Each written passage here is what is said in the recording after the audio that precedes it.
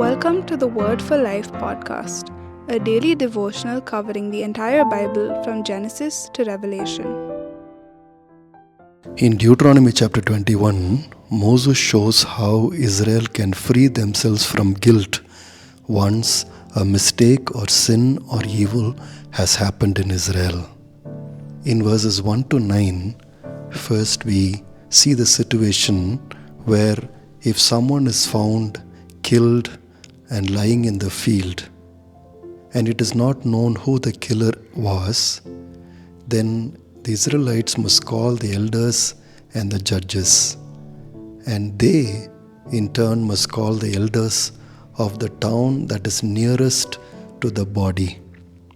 And then they must take a heifer, break its neck, and then all the elders of the town nearest the body shall wash their hands over the heifer whose neck was broken in the valley. And then they will declare, "Our hands did not shed this blood, nor did our eyes see it done." Then they will ask the Lord to accept this heifer as an atonement for Israel, so that He will not hold them responsible for the death of this innocent person.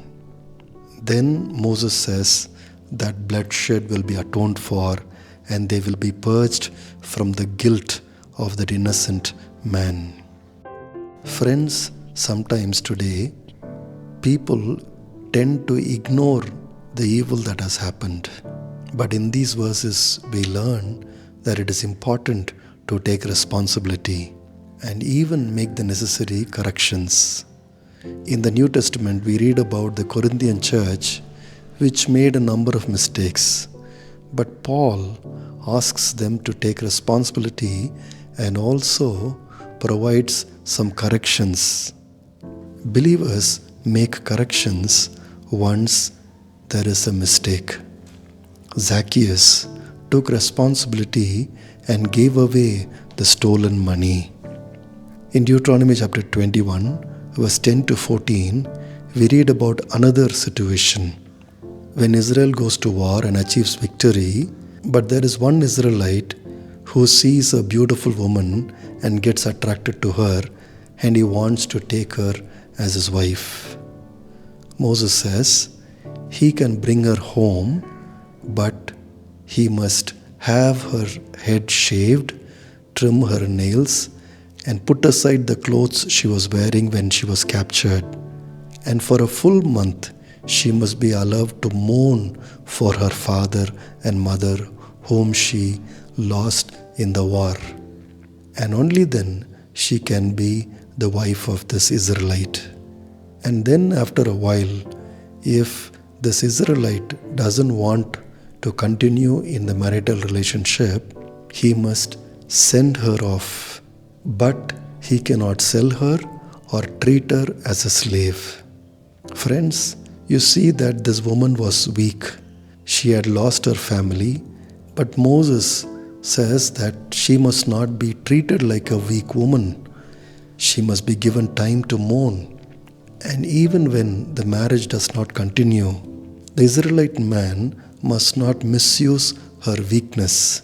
Simply because she has lost her father and mother and family, he must not take advantage of her situation and treat her like a slave or sell her to somebody. But he must give her the freedom that she deserves. She will be taken as a free woman, and her freedom should be guaranteed.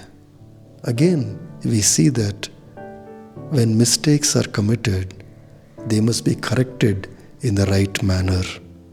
From verse 15 to 17, we read about another situation. There is a man who makes the mistake of loving one of his wives over his other wife. And because he loves one of his wives, when the time to give his property away comes, he must not give his property to the son of the wife that he loves, but he must give to the actual firstborn son. In Genesis, we read about Jacob who loved Esau because he brought food from his hunting. You see, here, Israelites have to correct the mistake of favoritism. Simply because he had favored one wife, he must not give all his property to the son of that wife. Friends, even in the life of a believer, there might be times when he or she could show favoritism to few people. But when the Lord convicts us of favoritism, believers correct their mistakes.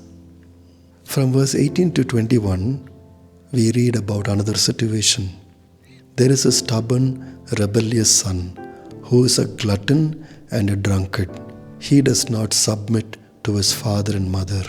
He must be brought to the elders. And if the elders also agree to the charge of the father and mother, and if all the people of the town recognize that this young man is indeed a rebellious, glutton, drunkard, and a person who does not submit, then he must be stoned to death. Now this might sound very harsh, but God wanted Israelites to honor the family unit. And that is why this sort of son needs to be removed from Israel. Notice in verse 21 how God through Moses says that this evil must be purged from among you. Friends, today many social evils are tolerated and even sometimes celebrated. But then a righteous society will always purge evil from among them. They will remove and they will take away. Finally, in verse 22 and 23, we read when someone is hanged to death, his body should not be left overnight on the pole. Israelites must bury that dead body on the same day. You see, the law of Moses did not say criminals must be hanged. In the law, only stoning was allowed. But in exceptionally rare cases, hanging seems to have been practiced.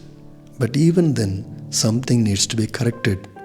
Even though that man was hanged as a criminal, even though he had done such a crime, his body has to still be buried. He must not be so insulted, or his family should not be shamed in such a way that nobody buries his body. Friends, many sins, evil, and mistakes can happen even today in our societies. But society must make the necessary corrections.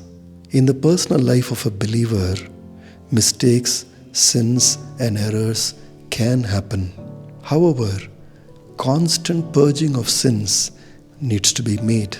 Believers do not get comfortable with sin, but often seek ways sincerely to cleanse their consciences.